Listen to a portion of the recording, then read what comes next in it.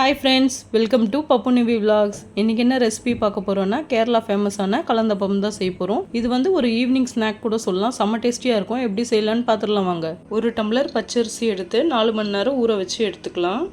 பச்சரிசி அளந்த அதே டம்ளரில் ஒரு டம்ளர் தண்ணி எடுத்துக்கோங்க. பாதி ஊற்றியிருக்கேன்.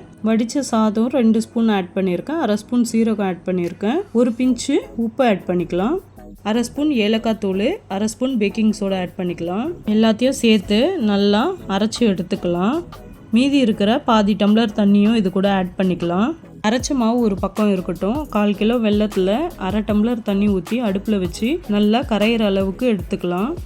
வெல்லம் ஒரு சைடு நல்லா கரையிட்டோம். இன்னொரு சைடு வந்து பார்த்திங்கன்னா குக்கரில் 2 ஸ்பூன் நெய் விட்டு ஃபஸ்ட்டு முந்திரியை வறுத்து எடுத்துக்கலாம். கேரளா ஃபேமஸான கலந்தப்பத்தில் வந்து பார்த்திங்கன்னா சின்ன வெங்காயம் ஆட் பண்ணி செய்கிறது தான் ஸ்பெஷலே. ஸோ இந்த இடத்துல உங்களுக்கு சின்ன வெங்காயம் ஆட் பண்ண பிடிக்கலன்னா நீங்கள் ஸ்கிப் பண்ணிக்கலாம். வந்து ஒரு 4 சின்ன வெங்காயமும் தேங்காவும் பல்லாக எடுத்துருக்கேன். நல்லாவே ஃப்ரை பண்ணிக்கலாம் ப்ரௌனாக வர வரைக்கும். கலந்தப்பம் வந்து பார்த்திங்கன்னா ஈவினிங் ஸ்நாக்காகவும் நீங்கள் பசங்களுக்கு கொடுக்கலாம். நல்ல டேஸ்ட்டாக இருக்கும். ட்ரை பண்ணி பாருங்கள். இது ப்ரௌனாக ஃப்ரை ஆகிறதுக்குள்ளே வெல்லத்தை வந்து ஃபில்ட்ரு பண்ணி மாவில் வந்து ஆட் பண்ணிக்கலாம். காசன வெல்லத்தை ஆட் பண்ணும்போது ஃபில்ட்ரு பண்ணி கைவிடாமல் கலரிக்கணும். பச்சரிசி ஊற வைக்கிறதுக்கு தான் 4 மணி நேரம் ஆகுமே தவிர இந்த ரெசிபி செய்யறதுக்கு 15 மினிட்ஸ் தான் ஆகும்.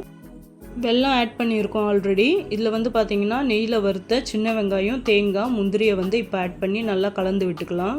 சின்ன வெங்காயம், முந்திரி, தேங்காய்லாம் நம்ம நெய்யில் வறுத்துருக்கோம். கேரளாவில் வந்து பார்த்திங்கன்னா தேங்காய் நெய்யில் கூட செய்வாங்க.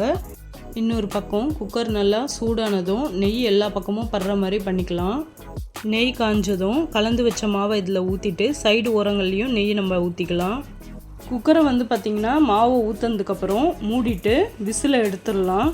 குக்கர் மூடினதுக்கப்புறமா 10 நிமிஷம் ஹை ஃப்ளேம்லேயும் 5 நிமிஷம் லோ ஃப்ளேம்லேயும் நீங்கள் வச்சு எடுத்திங்கன்னா செம்ம டேஸ்டியான உங்களுக்கு கலந்தப்பம் ரெடி ஆகிடும். இது வந்து வெந்துடுச்சான்னு செக் பண்ணுறதுக்கு நீங்கள் ஒரு கூர்மையான குச்சி இல்லை ஃபோக் வச்சு கூட நீங்கள் செக் பண்ணிக்கலாம். இந்த மாதிரி ஃபோக் வச்சு குத்தி பார்க்கும்போது ஒட்டாமல் வந்தாலுமே ரெடி ஆயிடுச்சுன்னு அர்த்தம். வெந்தது செக் பண்ணதுக்கப்புறமா 10 நிமிஷம் நீங்கள் வந்து ஓப்பனில் வச்சுட்டு பொறுமையாக சைடு உரங்களில் கத்தியை வச்சு நீங்கள் எடுத்திங்கனாலுமே கேக் பீசஸ் மாதிரி வரும். செம்ம டேஸ்டியாக இருந்தது. இது டேஸ்ட்டு வந்து பார்த்தீங்கன்னா கேக் மாதிரியே நல்லா ப்ளஃபியாக சூப்பராக இருந்தது. உங்கள் வீட்லேயும் நீங்கள் ட்ரை பண்ணி பாருங்கள். எப்படி வந்திருக்குன்றதை எனக்கு கமெண்ட்டில் சொல்லுங்கள். உங்கள் ஃப்ரெண்ட்ஸ் அண்ட் ஃபேமிலிக்கு ஷேர் பண்ணுங்கள். மறக்காமல் சப்ஸ்கிரைப் பண்ணுங்கள். இன்னொரு நல்ல வீடியோவில் பார்க்கலாம். Bye friends.